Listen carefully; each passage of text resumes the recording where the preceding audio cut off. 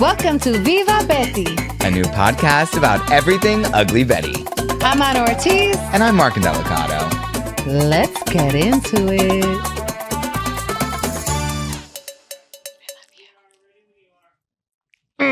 Okay. Hey, everyone. Hi. How you doing? We are so back. We are so back. We y'all. are so back in a way that I don't know if y'all are ready.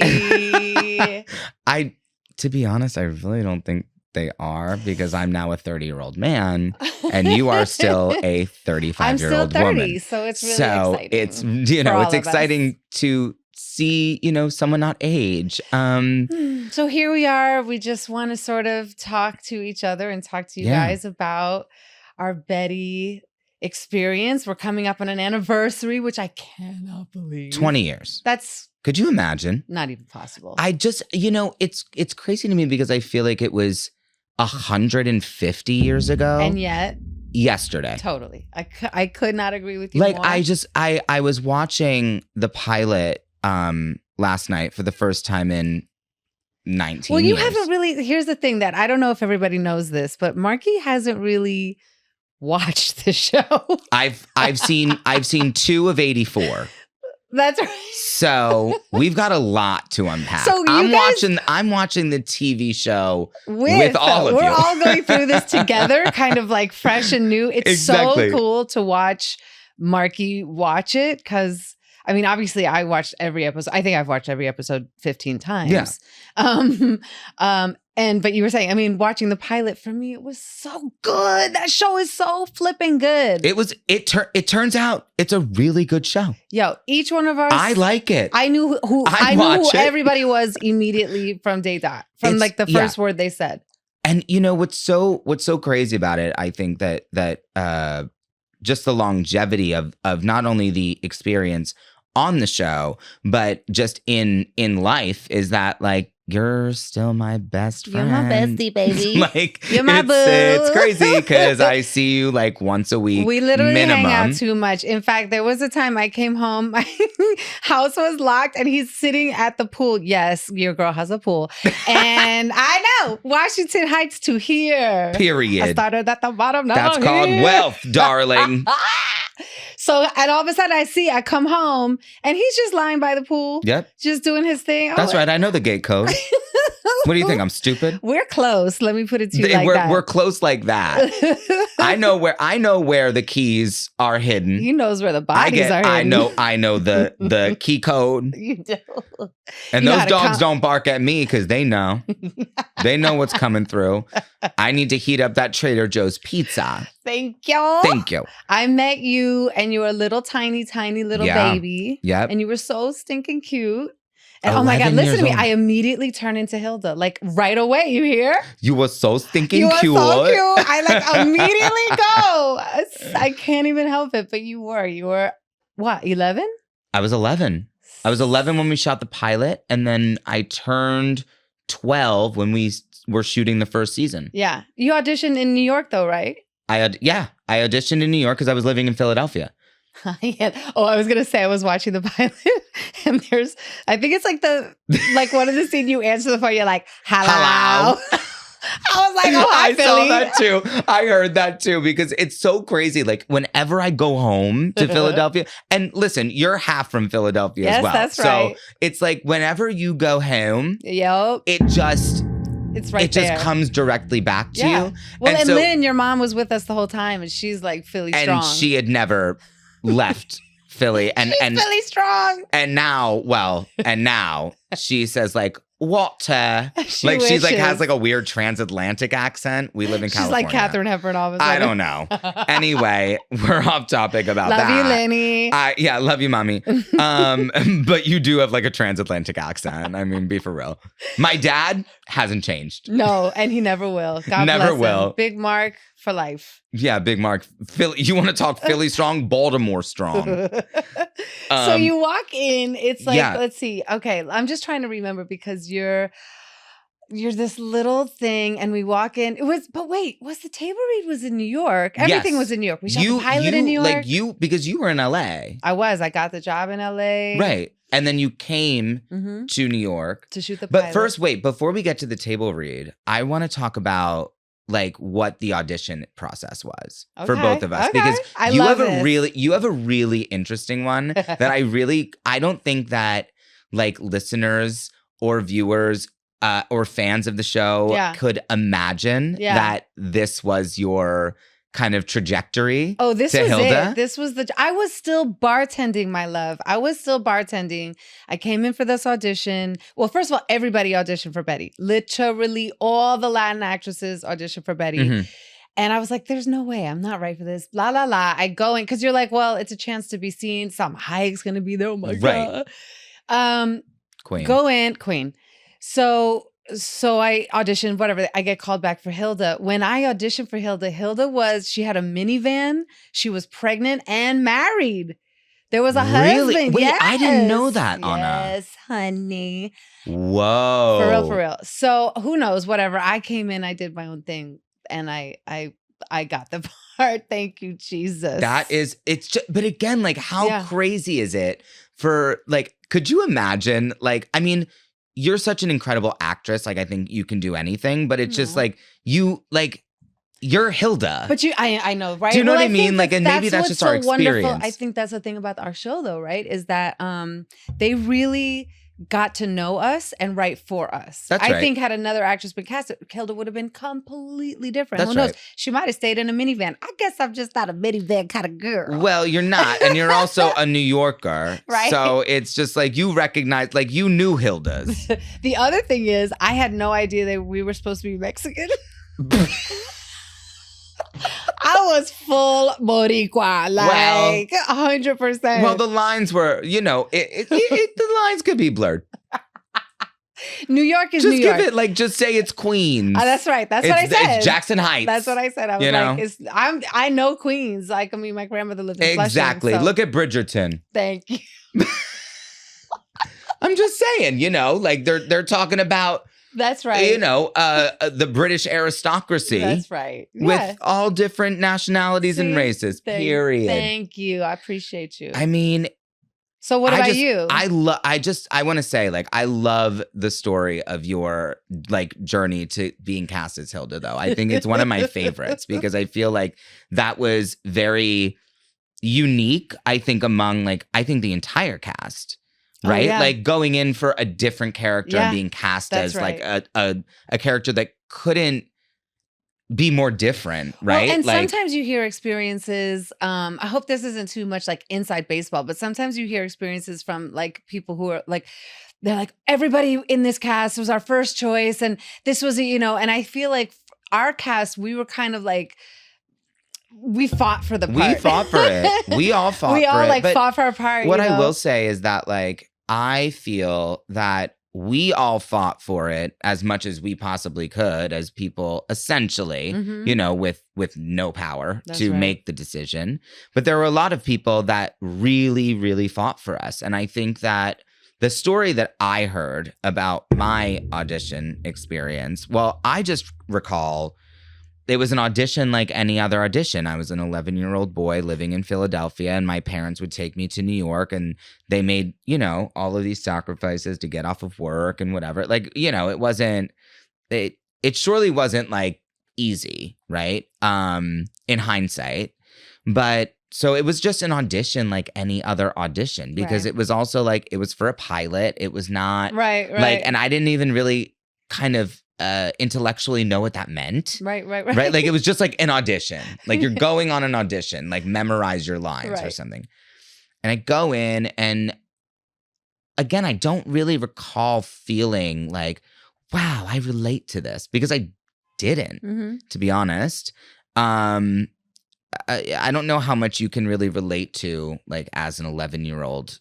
Right. Like what kid. Experience do you have to bring? Right. It's just you or just you. I was just acting. Yeah. Like I was just doing my best. Yeah. And then, I mean, I think that I went back in like 5 more times or something like that. Like it was a very like long process. I went in a lot of times. And I remember like later on, like Silvio telling me like that there was this number, and I cannot remember what the number was of how many like boys auditioned for Justin, how many tapes they saw, or how many, and then I remember my final callback before I met America, because then I had to test with America, was Silvio just basically being like, listen, we love what you're doing, but there are people that are that need something different from you. So just phone it in. He essentially told me to like phone it in. Just do it the way that they want you to do it,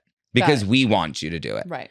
And then, of course, I met America at the screen test of it all. And, this is pretty recently on the heels of Sisterhood of the Traveling Pants. I'm an 11-year-old boy. You were in. I'm like, that's Carmen. So I'm geeking. Like now, like I see her get out of the elevator. I remember this so well. I see her get out of the elevator. I'm sitting there with my mom, Lynn, and I'm like, Mom, I don't think I could do it. And she's like, what do you mean you can't do it? I was like, that's Carmen. That's Carmen. She was like, what do you mean? Good. She was like, just, well, yeah, of course, Lynn, I'm trying to be nice. She was like, just go in there and do it. Who cares? And then I went in, and obviously A was so good and so sweet and so lovely. And then, and then got the call that I got it, and they were like, you're shooting it in New York. And then when the first season started, they go, you're moving to Los Angeles. That's right. And I was like, huh? What? And that was one of our, and speaking of moving to Los Angeles, that was when we first really bonded. Yeah, that's right. Remember when we went to go see Devil Wears Prada? That's what I was just going to say. We went to Universal. Walked out of that movie like, oh, this is our show. This is our show. We were just like, this is going to be so major. This is going to be so major. Well, also, we didn't know how major, like we saw it like right when the movie came out. Yeah. And I remember you so distinctly going, like, if this movie is a success, our show will be a success. I remember it so distinctly. And I was like, okay. Like, I'm like 12 years old at this point. But me and Lynn were like, oh my God. Yeah. Yeah. But it was so much. Like, and that was, you really took Lynn and I under our wing when we came and moved here for the first time. Instant family. I mean, the thing is that Lynn really understood me too, because I'm not easy. I'm not an easy-go-lucky person. No. You? Not easy? Oh my God. No, Anna, please don't do that negative self-talk. I'm just being honest. I mean, I'm not, you know what I mean? Like, I don't, we had a lot of fun, but I'm very straightforward. That's right. But so is Lynn. Like Lynn and I, we just speak the same language. That's right. So that was an easy fit for me. But I think what I got like a little bit ahead of ourselves. I want to talk about the first time we all met each other. So like we're all cast. Everyone is in New York. We walk into this conference room. In New York. Yeah, in New York. That's right. In New York. Oh, and we're like... Can we say, look, can we say that... Can we talk about Wilhelmina Slater? Yeah. Can we say that it wasn't her? It was not the icon, the diva, the star, Vanessa Williams originally. It was someone else that was less qualified. Whispered through the whole thing. It was someone that was less qualified to play the role of Wilhelmina Slater. And no shade, she just wasn't Wilhelmina Slater. No, but she was not qualified to play that role. That's but what I mean. But didn't that scare the fucking shit out of you? Excuse my language, but didn't it? Because we did that table read, not to jump around, but I'm jumping around. Whatever. We did the table read. She's there, la la la. We go home. We come back they're like, we're gonna do another table read. We were like, oh, okay. And she's gone, and in comes icon Vanessa. Now, here's the funny thing. Read the house down. No, I mean, well, excuse me. I think we all like applauded after her first scene. because she... If she was not born to do anything, she was born to play Wilhelmina Slater. Thank you. I mean, come on. Like, No. and everyone, and this is the thing, especially like in gay world. That's right. You know what I mean? Mhm. Like the cis gay males love Wilhelmina Slater. Guess who Because they're does nasty too? and rude just like that. I know. But and the some of them have straight a heart ones of love gold. her for a whole other bag of reasons. You know what I mean? I remember, in speaking of Vanessa, is that like when we were filming the pilot, we'll go back to first impressions, but because now that we're talking about Vanessa, we can't stop. That I was in the hair and makeup trailer with her when we were filming the pilot, and my mom was so like incensed. You know what I mean? And Why? and by the way, we'll be talking a lot about my mom. Sorry, on this she's pod. part of our well, because crew. I was a young child and she was there. She experienced it with all of us. So, but she was kind of like a little incensed, and she was like, "Marky, do you know who that is?" I was like, "No, I don't know." And she's like, "That's Vanessa Williams." I was like, "Who?" And She was like, "Miss America." I was like, "What?" Like, I just didn't like understand. Wasn't on your radar. I didn't like. It was not clicking, obviously. And then, as I got older, I realized. Why was she incensed? Well, just because she was so starstruck. Oh, she wasn't incensed. She wasn't upset. Well, no, she was incensed in like a positive connotation. Like she was just kind of like, like she didn't know like what to do with herself. You know what I mean? Because she was like, "That's Vanessa Williams," and like I think I just think that that's such a funny little anecdote. Aww. But back to the table read. I remember what you were wearing. When we first met. I don't remember what I was. Was it You were cute? wearing big gold hoops, Well, naturally. duh. I mean, some things never change. Your hair was shorter. Your hair was short. Oh yeah, Hilda was in her short hair era. Your hair and was she short. was in her she was in her like She was French belly shirted. tip, Yep. French tip square nails. Yep. So bad. I love a French tip square nail. Oh, What are you talking about? I was watching that pilot like, oh, Hilda. What? Not the You square don't like a tip, French tip square nail? You're kidding. No, ma'am. All right. Well, then you obviously are not into Short hair, like don't care. sexiness. I know that you're a wife and a mother, but now. damn. I mean, okay. Anyway, so I had short And you hair. had a white dress on. You had a Cute. white like sundress on, and you were wearing a rope wedge heel, open toed. Those are cute. I still have Open those. toe. Yeah, I think that they were like your Chloe heels or something They like are. that. They're very cute. I don't know who I thought I was bartending and getting Chloe shoes. Listen, I did a lot. That's pre-marriage, pre-kids, baby. Girl, I bought. I was Single? buying Balenciaga in college with $2.50 That's on right. credit. I can't pay rent, but I got Chloe shoes on. Period. I'll find the rent. Can I tell you, I was bartending. I was at this bar, this hideous bar. Sorry for this bar. Sorry to this bar, but it's called like Paradise City or Paradise Island or something like that. It's a strip bar and it's nightmarish. And I was bartending the lunch shift, which you can even imagine is just the grossest. Like, who comes into a strip bar during lunch on like Pico Boulevard? For those who don't know Pico Boulevard, it's grim. And did they do like a continental like breakfast and lunch? Lunch. So they had like a buffet of like wings. It was so gnarly gross. And that was when that was like the guys would come and be like, "Oh yeah, you should be up there. You should be up there dancing." And I'd be like, "Yeah, you should be a doctor, but here we are. Here we are having wings. Here we are eating wings at noon. And you're watching this poor girl. You're getting a double 7 and 7. That's right. And by the way, she hates you. And she doesn't want to talk to you. She hates you. She don't want to go into the champagne room Dead with you. behind the eyes. Flat champagne. But so we're in there. I'm bartending, and all of a sudden the bar back turns around. He's like, "Anna, is that you?" And I turn around because we had already shot the pilot, and we got picked up. But I don't know. I have this weird thing like I have to work. You were still bartending yes, I did not know this about you. We weren't shooting, and but we hadn't gotten picked up to series yet. Yeah, we had. And but you were still bartending? Yes. Girl. I have a sickness. You are. I'm so afraid I'll be poor again. The poor is jumping.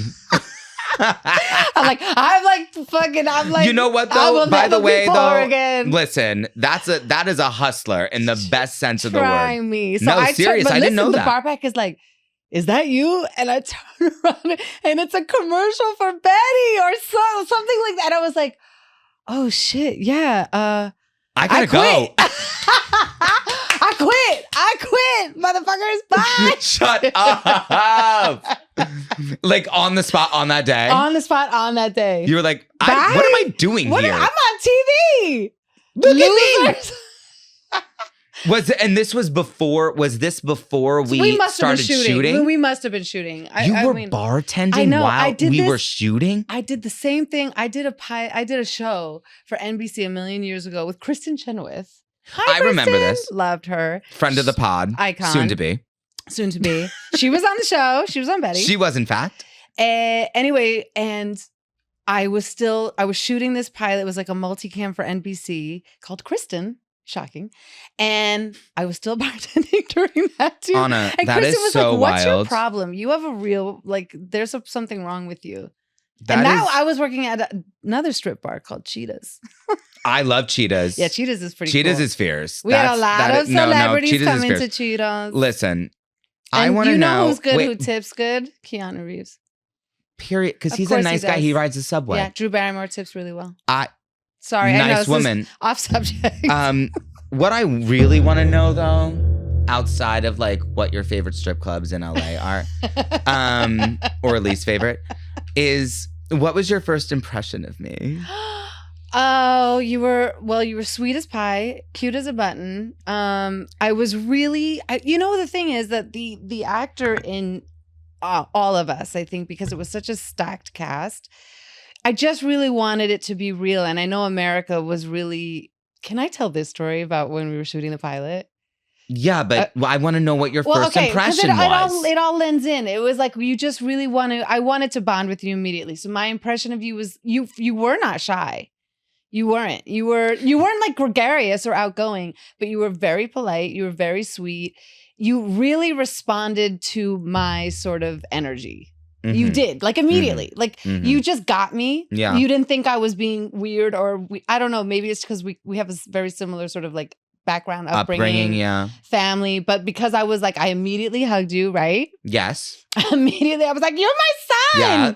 And then I immediately claimed you as my son. And then Lynn was there, and I was like, "Oh, I don't know if she's gonna be down with that." She was like, "He's your son. He's your problem now." Yeah. That's what she said. But the thing that I'm asking you that because I'm curious about this like child actor syndrome of being like a performer. Like it's just kind of like and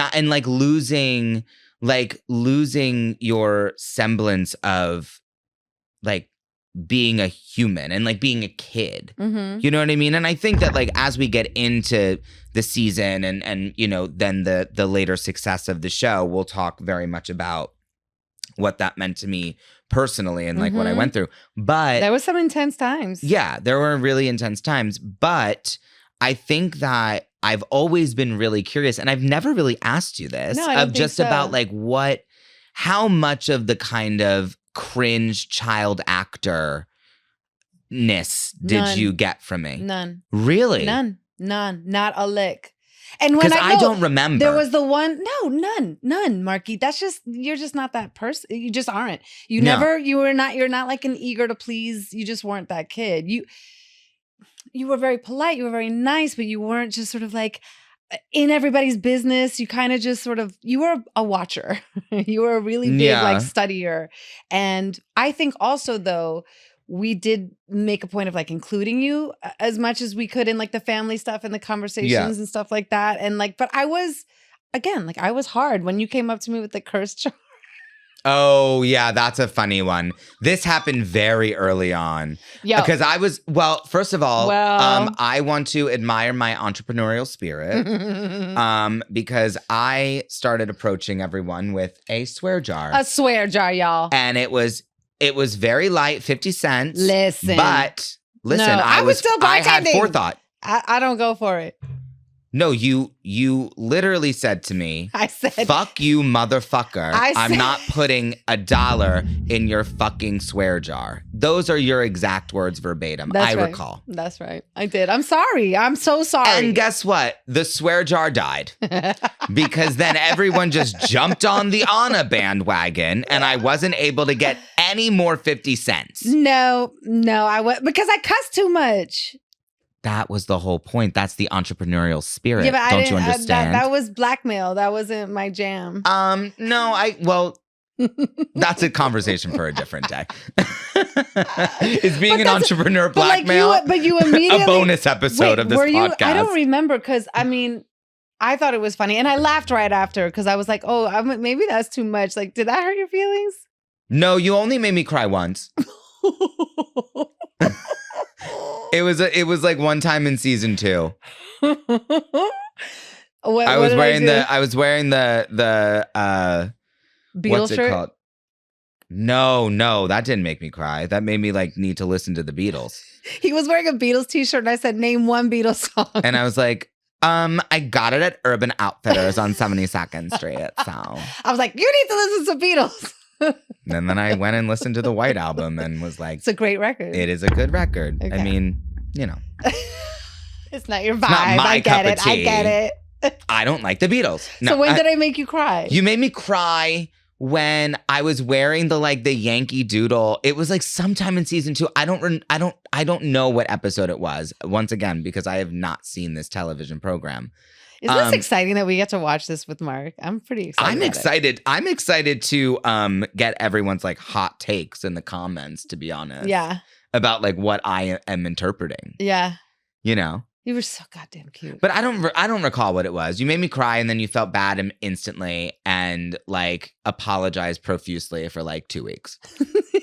You made me feel so bad, but I'm sure it was something I did something. Hideous. You just no, it was just it was getting later and it was getting later and later. And for those of you that don't know, when you're under the age of 16, you can't work more than 9.5 hours a day. So they had to get me in and get me out. It's it's a hard out, and meanwhile, so they would shoot me out in the beginning of the scenes and then everyone else would have to stay and finish it.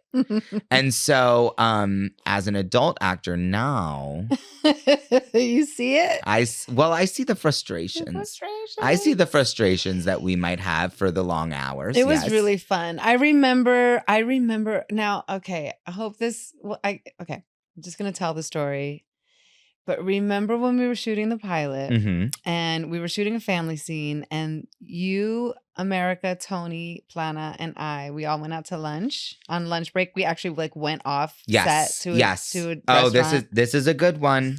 Y'all are going to love this. America's going to love that you're telling this to the world, by the way. She's going to love it. She's gonna love it. She was so. Here's the thing, though. She was so excited, and she was so good. And this is to what you were asking before. We just immediately bonded. Yeah. The four of us were for sure thing. And so we had lunch. We were walking our way back to set, and America, she's just so excited. And she's like, "Oh my God, you guys, this is so great! I love this. I actually, don't you feel like we're a family? I really feel like we're a family. Tony, you feel like you're like my dad, and Anna, I feel like you're my sister. You're like my crazy sister, and Marky, you're just like my gay nephew." And you were walking up ahead of us, and you stopped dead in your tracks, and you turned around, and I saw America's face drop, and you were just like, Justin's gay? Yeah. And America was like, oh, I don't know. Is that, and I was like, anyway, yeah. It does feel like we're a family. Yeah. And I think we just kind of blew it over. Yeah. Because you were not, you were just a kid. I just didn't, I didn't know until later in the show, really. I knew that I knew about, I knew that I was gay. Probably in the second season, but it's so strange to see the ways in which you can be at that time too. And I think that that's something that we're going to really tackle in this podcast is what the culture was at the time that we were making the show. That's right. And the doors that this show has opened to representation, and also things that could perhaps stay in 2007. You know what I mean? In the aughts. Yeah.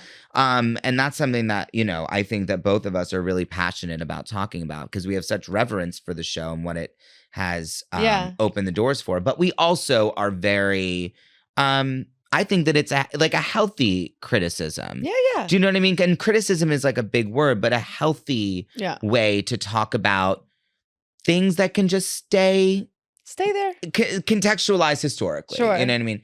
But it was in that way that I think that, you know, I was not really ready to do any of that or say anything because of the time in which we were living. You know what I mean? Like 2006, like being a kid coming from Pennsylvania, being gay, that was like the worst thing. And brown. Like being like the gay boy.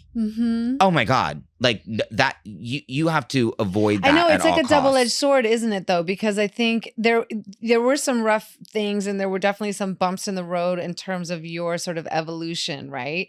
But had you stayed in Bristol, bro, like I think it would have been so much worse. It would have been so much worse. I mean, I think that, you know, also the public scrutiny was quelled by the support that I felt by all of you guys, you know what I mean? And by like vicious. The powers that be, like, you know, all of our producers and showrunner and the writers, and like, you know, I felt supported and was kind of like protected. But I think that that's, you know, that kind of leads me to this question of, we both have experienced so much, like while filming the show. Oh, yeah. And have gone through so much, like happy and sad and difficult, and sometimes a myriad, like, or an amalgamation of all. But I mean, I got pregnant. I got married. You got married. You got pregnant. You got engaged. I got engaged. That's right. Oh my God. You got engaged. You came to the wedding, and Lenny and Mark. Yep. You got engaged, though. I remember you came to America the apartment. Flew from Greece, from one of the sisterhood movies. The second one. Yeah. She flew from Greece to Puerto Rico. And I just feel like that's such, what an amazing, like, you really had so many life changes really happen, like, while we were filming the show. I was a certain age. Well, child. Funny that I've stayed the same age. You're the same age, It's incredible. Yeah. We'll tell everyone that. Okay, so I'm watching the pilot. So wait. Your experience now watching the pilot, seeing you as a little, doing that, you with your braces, and what did you think of yourself as? Did you think you were a good child actor watching yourself now? You know, I feel so disconnected from that child. You know what I mean? Like and all the while, though, I'm watching the pilot and I'm like, you could have done that better. Well, every actor on the planet does, you know, that. but that's what I'm saying. But even though, like, and that's why I say, like, it feels like 150 years ago, but it feels like yesterday. Yeah. Like I remember shooting those scenes, but I don't recall watching it and watching it again. But I feel disconnected from that person. Not because I've ever wanted to disconnect myself from the experience and from the show in any way. It's just that, like, the little 11-year-old boy with prepubescent voice. Who would ever? Just, I would never want to watch myself at 11. Who is that? And the braces and the teeth. So cute. The teeth that were so jacked. So cute. They were so jacked. Sorry, you were so cute. I can't even help it. Oh my God, the teeth were jacked. Okay. I also remember, backtrack, because I don't, at our table read meeting Ashley Jensen, I remember, she's also now like one of our besties. We went to go see her. Well, I went to her wedding just recently. Congrats, Ashley. Hi, Ash. And, we went to go visit her in Bath when I was in Prague. That's right. When I came to Prague, yes. So she's still like a major moment in our lives. Yes, and is, I mean, still just as incredible as ever. I mean, America's one of our, you know, that's our sister. That's our sister, godmother to my son. You know, and Judith is huge homie of yours. Homie. We're all like, the thing is that it's. I mean, Michael Urie is still. I'm still very, very close to, I and love. it's just the. You know, in the pilot, how everybody had like. There was something that like everybody did that was so iconically them. Like it just made their character, like Mark with the eye squint. He just does this like eye squint that is so that character. Yes. And Becky with her walk. With the walk. You know, and Vanessa with everything. And you know what I mean? Like each one of us had and you would just your hands. Oh, I know. Which also, by the way, not acting. How dare you? Not acting. Not acting. A lot of it wasn't acting. It was an unconscious choice. Oh my or a God. subconscious choice. It's just so funny. I just watched the pilot in awe of how I really and that I feel like is and as we like dig into the season, I want to really prioritize like what plot lines or character arcs are still super relevant today. Yeah. Because I feel like there are so many. Man, the first episode, America's on the phone arguing with the insurance company for Tony's medicine, right? Exactly. Like her first argument with Daniel is like, you don't know what it's like to live paycheck to paycheck. Right. You don't know what it's like to live this life, right. you know? And then I just thought that was so deep. But then he also, what was so interesting is that you did get to see the other side because Daniel Meade was like, I don't have that. I don't have that. You're right. And that's sucks. But my brother died. You know, and so he also became human in that moment. You could see like, oh, like he has also suffered great loss. And just the fact that like these writers were so great, Sylvia, it's just so brilliant of just making each character so complicated and rich. And full. Super rich. That was the word that I was going to use. And I also think that like in the pilot episode, I think Eric Mabius did a fantastic job. He sure did. Remember he had to, you know, his hair. Yeah, his hair. They had to dye his hair that color. He was like a blonde, and it was like he would be so mad. He'd be like, "I have to dye my hair dark." Be like, "Get over it." But I mean, being so hi, Eric. So like when she's doing the photo shoot. Oh. Or when he's looking out the window and telling her to stay there while he's like trying to sabotage her. Yeah. And you can just see the reflection of him in the mirror.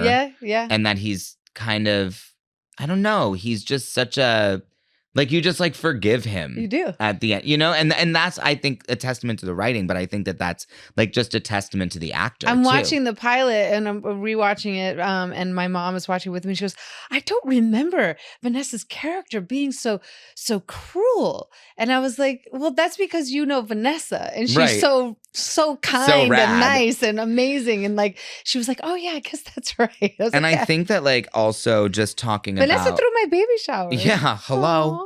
I mean, also in terms of plot lines, I feel like, you know, we're talking about insurance, we're talking about paycheck to paycheck, we're talking about loss. You know, there's a huge arc for Ignacio regarding immigration. Oh, yeah.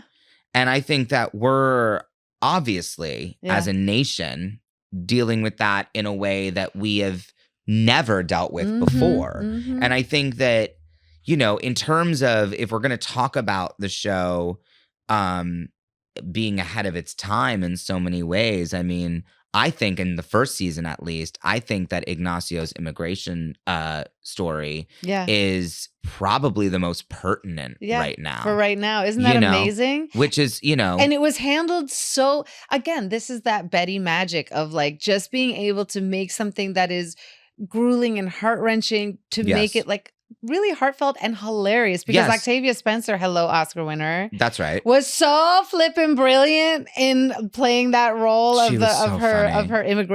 his immigration counselor. And I mean, didn't she make up the name Nacho? Yes. Yes, she did. Academy Award winning behavior. We should get her. 100%. We got to get her on the pond. Come through. No, seriously. That would be fierce. She's but yeah, such a doll. I think you're right. I think that's what's so cool about this show, but just art in general. When it's good, it can really just like it can change. It can, you know, we're able to affect, you know. I think so. And to be honest, I think that without sounding so, you know, important. But I say a lot of times when, a lot of people are at a loss, I think maybe that's one of the reasons why so many people right now are coming up to us and being like, young people, like, I love the Ugly Betty. I love this show. It speaks to me so much. All the time of that. And they love it, but also, and I think that this is part of the reason why we're doing this podcast. And when and maybe what I mean when I say being critical of the show is that because of the young people that have approached us, like Gen Z, that are, that they weren't even like cognizant when the show was airing. Totally. So, not Marky telling me the other day that he's what'd you say you were? A zillennial. Oh God, I'm a zillennial. I'm the last year of millennial, so I'm basically Gen Z. And so I said, so he texted me, he said, I'm a zillennial, and I just texted, what fucking ever? And he texted back, that's so Gen X of you. Yeah, well, you're a Gen X apologist to the day you die. Ride or die, y'all are jealous. But I think that I got my estrogen patch on. Let me say the nice thing about what Gen Z is saying. Gen Z's coming up to us that are just watching the show for the first time, and they are so pleased with the representation, but also have like critiques. Right. And rightfully so. I want to hear from them. I want to talk to them about it. I want to talk like to them about it and talk with them about it, because I think that is what the purpose of making what, at the time it was so provocative. But even watching the show, even watching the pilot again last night, my fiance was kind of like, this is like provocative, like especially like for 2006 Thursdays at 8. Right. You know what I mean? Y'all notice how he had to say his fiance, right? Period. I'm getting married. But he literally, like, we can't have a conversation without the fiance. Should I just say my boyfriend? Then he's going to get mad about that. No. And I can't say my husband, because then you'll be like, no, he's not. So I can't win for losing with you. I'd be so. No, I can't win for losing with you. And while we're fighting, what are you most excited for to do this pod? Well, I'm excited that I get to chat with you. That's right. And a lot, because you're my favorite. And I'm excited. I like what you were just saying. I'm really excited to I want everything has been sort of like one way, right? Like you get like fan interaction or people who watch the show, however they feel about it. But it's not like we haven't really had the chance to have that discussion about the culture of it all, right? Right. Because so much stuff happened on that show. I mean, the transgender of it all, the immigration of it all, the healthcare of it all, the breakups, the makeups, the Black woman in power of it all. Thank you. I mean, there's just so much. And I feel like any criticism that I've ever received about the show was said like in good faith, like in terms of they're able to contextualize the show for the specific like for the specific time in which it was aired, right? Like if we're talking about like the transgender of it all, we're having very different conversations now, but we were not having transgender representation at all on network television, period, at the time in which we were doing it. And I'm excited. You gotta give it for both. I'm excited that it's you and I having the conversation also, because I think as a Gen X person, right, like there's a lot of things that I always go to you like, Mark, what is this? Right. What does this mean? What can I say this? Can I do this? What does that language mean? Is this inappropriate? Is that, because, I love that I have somebody that I can have that conversation with safely, right? Where I'm not going to be canceled or whatever. And we're gonna say things that are not like we all do. Like I too am learning. Like I have to go to like your daughter now. Like it's getting to that point where it's like, what does this mean? And like, what do you feel about this? And like, how do you interact with like this or that? So that's really the thing that I'm most excited about for the pod, is just kind of connecting with a younger audience that has just discovered the show. Yeah. I think that the show we know has already done so much for so many. Yeah. that are now like my age and older, right? But and the fashion of it all. Oh my God. So I'm watching. Yeah, we have to talk about So Marky and I were thinking we would do like a segment on the show where it's like, what's your fashion fave and what's your fashion flop of the show? Mm-hmm. So here's the problem. It's Pat Field who designed our show. I mean, I literally was racking my brain to find a fashion flop. In the pilot, at least? No. In the pilot, because even the thing that was supposed to be nothing. Considered a flop, it's intentional. Well, the truth of the matter is that I was kind of laughing watching the pilot last night because and looking for the fashion fave and flop because everything what was your fave, though? I had a fave. Well, it's Vanessa's Versace suit in the beginning. The first one. The white one. That's right. Well, she wore white the entire episode. But exactly. No, the first one with the big gold necklace. Too. Yeah, of course. That was it. But that was I mean, Versace. all of the Betty. I forgot that was Versace. It was Versace, yeah. Gianni. That's right. Right. And but all of the fashion flops of the time for Betty, I'm like, every girl in Bushwick dresses like this now. But like what? Like everything that Betty wore in that first episode. Oh, like now they dress like that. Like now. Not now. then. No. But I'm saying like now. It's very interesting. I think that it's going to be fun for us to kind of look at the fashions from that long ago that were considered to be like tacky. The Fabiana shoot, right? With all of the women in the latex outfits. I was like, well, I mean, it's not, but it's still sort of iconic and fabulous. It's iconic. It gives very David LaChapelle vibes. Right? Like exactly that. So, for it was, sure. And then I was like the French photographer and he was in his like denim tuxedo. You know what I mean? I was like, it still works. It works. Well, he's also smoking hot. Yeah, he's very, very handsome. That is the truth. But Sorry, I think babe. that yeah, sorry, babe. Sorry, hun. Whatever. Love you the most. Whatever. No, but I think that all of Betty's outfits were very much to me. Well, this is going to be a challenge to find like a flop. Because I think that we should have a rule about the flop. Okay. We can include Tony Plana in flop. And you Betty. know what I mean? We can't. No, we could do Betty. Betty can be included. No, because this is what I'm saying. I don't think that any of those outfits were ugly. I agree, but that's what I'm saying. But that's what I'm saying. But some of them could be flops. Okay, all right. Well, we'll see. Stay tuned. But Tony Plana is eliminated, of course, because we can't put him into the fold. No, he was in like an he apron. He was in an apron or like a Dickies work suit or a cardigan. This is not fair.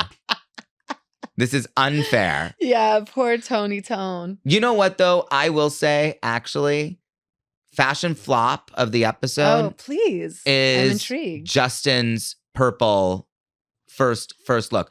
Because it was the first. No, here's the thing. It was the first episode of the show. We didn't know who this like kid was going to be. Right. By the time we get really in it. You turn it out. I'm wearing head to toe Marc Jacobs. That's darling. right. You're turning it out. Yes. Stay tuned. Oh, yes. I mean, I guess so. If we have to, if we had to choose from everyone, because even Gina Gambaro was so dope. By the way, Ava Gaudet. I mean, we gotta get her too. Oh, 1,000. That's my girl too. I guess we owe you $2,000 and 50 cents. Ow! If you know, you know. That's right. And you do. I know you do. You could ask ChatGPT. No, I also think we could talk about the food. The food?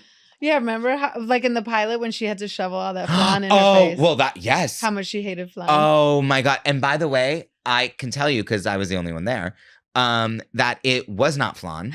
What was it? It was like pancake with like tons of syrup to make it look like flan. You see, and once the show got picked up, I have to say, because then we were shooting a lot in the house, and Tony's character always is a cook. He just cooks for the family. Right. And our crew, whoever was in charge of that, turned it out. No, we actually ate that food. No, we ate that food for real. And this is something like, for those of you that don't know, normally the set, like the kind of prop food that you're like when you see a scene of people eating or whatever, that's all made like in advance and is sitting around for God knows so how long. good to us. And it's disgusting. Like it's a boiled chicken and a Brussels sprout. Like it's disgusting. And I don't know who they got to make this food, but it was always hot. It was seasoned. And it was plentiful. Good. It was good. I'm pretty sure she was Latin, right? Those rice and beans were fierce. Come on, now my mouth is watering. It was better than Crafty. It was better than Crafty. That's right. Sorry. No, I mean, I love that Crafty dude too. I love that Crafty dude, but I'm just saying. I mean, well, I think we, like this is what we want. We want to talk about the show as like a cultural space, and like what do you have, what's your input, what questions do you have for us? Like I want to know. I'm so curious to find out, like especially from everybody, because I think people my age who watch the show in real time, like where are we now, right? Yeah. And also like for young people who are just discovering the show, what, like give us it, like hit us. You're not going to offend us. You're not going to like hurt my feelings. I agree with that. No, I want to talk about it, because the cultural aspect of it, like it hits different now, but in the time it was really groundbreaking, and we're really, really proud of it. I think we're extremely proud of the show, but I also think that, I agree with you wholeheartedly. We should just hit us with some questions. Hit us with some knowledge that we might not know, or we're tough, your we can opinions. take it. No, but I'm so interested in like unpacking it and analyzing it and thinking about it for ourselves, right? Like we might not agree with you, but we would love to hear from you. But that's gonna be our show, I think. And if you guys have any suggestions or anything that you want us to like talk more about, but we want to talk about fashion. We didn't talk enough about the fashion. Well, I mean, we have the entire season to talk about the fashion. That's true. And it really evolved. I mean, it really did. Because I was looking at, like I said. By the time we get to the end of the first season, it's like, I just can recall that we were just dressed not completely differently, but there was a sense of identity. I didn't even have any hair pieces in the pilot. That was just all my hair. Well, yeah, girl, because they weren't going to spend the money on the pieces if they didn't know if we were getting picked up. Come on, you've been playing this game for a while.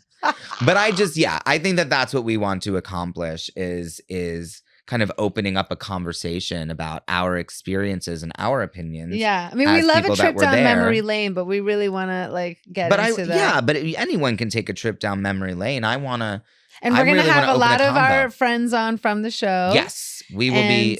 We're going to have so many of our friends. We're going to have so many people that you wouldn't actually even expect that would be guests. Yeah. People that you might not know by name, but that are so extremely integral to creating a show that you loved. Yes. Yeah, 100%. We have producers coming on. We have art directors coming on. Designers. We have so many more people coming on than just the cast. And I think that that's going to give you guys a lot of context into the fact that it really has taken a village to make such an extraordinary and impactful and legendary show. So if you love Betty like we love Betty, we'll see you around. And Viva Betty. All of a sudden, like someone like comes running up to me, and it's Salma Hayek, and she's like, "You are my ugly Betty." Sorry for that accent. And I was like, "What is she even talking about?" Before our first scene in the pilot, we were right about to go into the house. We held hands, and America said, "Let's remember this moment, because I think we're going places." Michael comes in with a needle, and he's like, "Oh my God, is there a way that if I give you and I have some little left over, I do one of my eyebrows and leave the other eyebrow up?" So he already was like scheming and like genius. We took the glasses off our costume designer. Hatfield, P.S. And by the way, onto America Fair like 3 days before we shot. Yes. I remember being like, "No, that's it. Sorry, we're taking your glasses."